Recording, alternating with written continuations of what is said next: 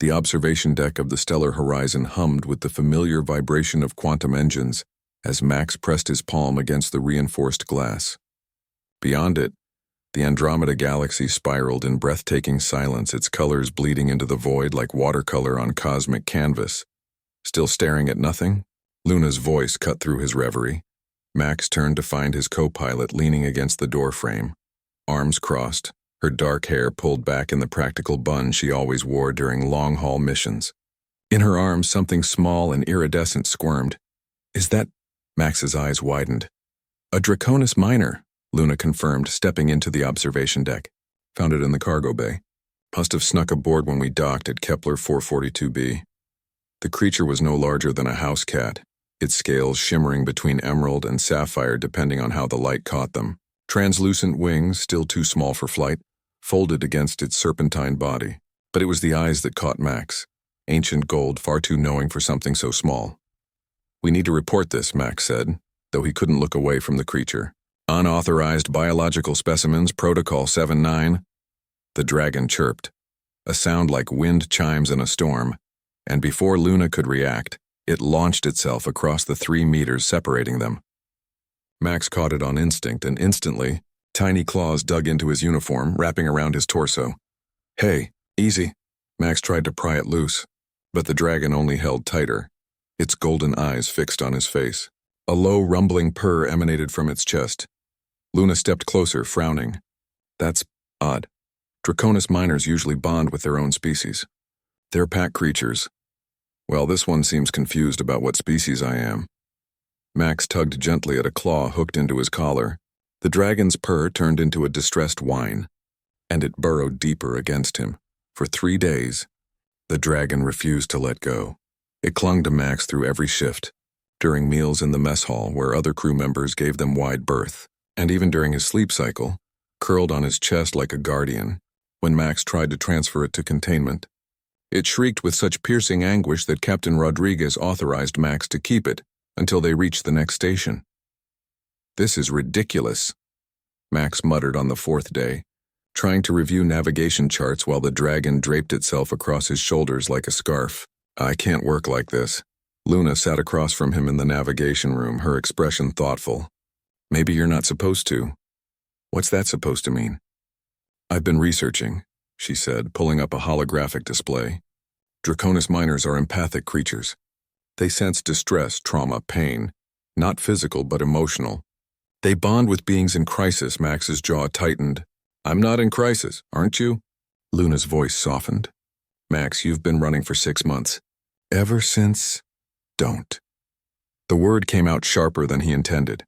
The dragon stirred, pressing its small head against Max's neck. The touch was warm, grounding.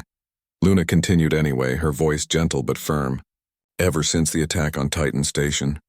You haven't talked about it. Not to the counselors, not to me. You just keep moving." Max stared at the star charts, but the numbers blurred. 3,000 people, Luna. I was supposed to protect them. That was my post, station security, and I was off duty 2 sectors away when the pirates breached. You survived. That's the problem." His voice cracked. "I survived because I wasn't there. Because I chose that day to take a personal day to visit my sister on the Ag Dome.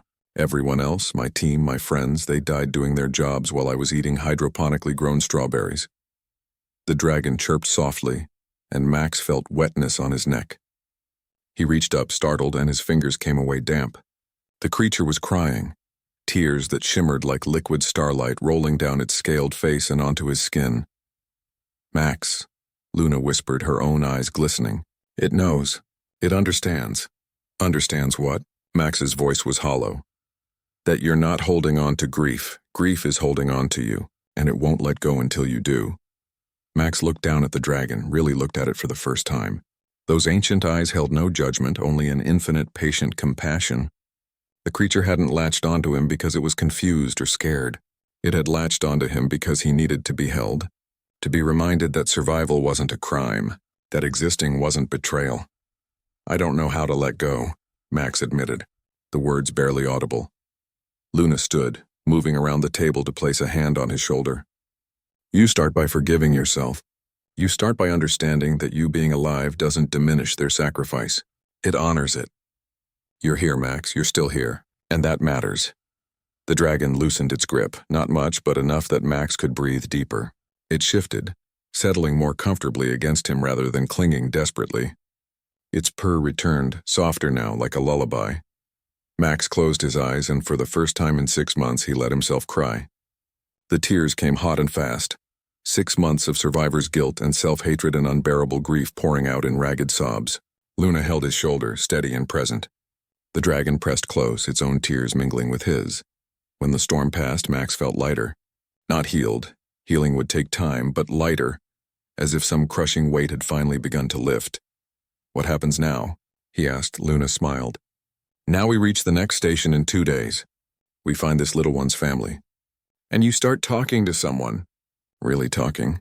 Max nodded slowly. The dragon chirped, a sound almost like approval, and for the first time it loosened its claws completely. It remained on Max's shoulder, but now it was a choice, not a desperate grip. "Thank you," Max whispered to the creature. The dragon's golden eyes seemed to say, "You're welcome. You're going to be okay, and maybe, just maybe." Max was beginning to believe it. As the stellar horizon carved its path through the cosmos, Max stood again at the observation deck, Luna beside him, the dragon resting peacefully between them. The stars stretched endlessly ahead, and for the first time in months, Max felt ready to meet them, not running from the past, but carrying it with him, a weight he could finally bear.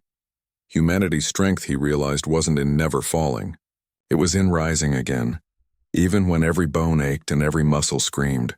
It was in accepting help and being vulnerable, in letting a small alien creature teach him what he'd forgotten, that to survive was not to betray, and to live was not to dishonor the dead. It was simply to be human. The end.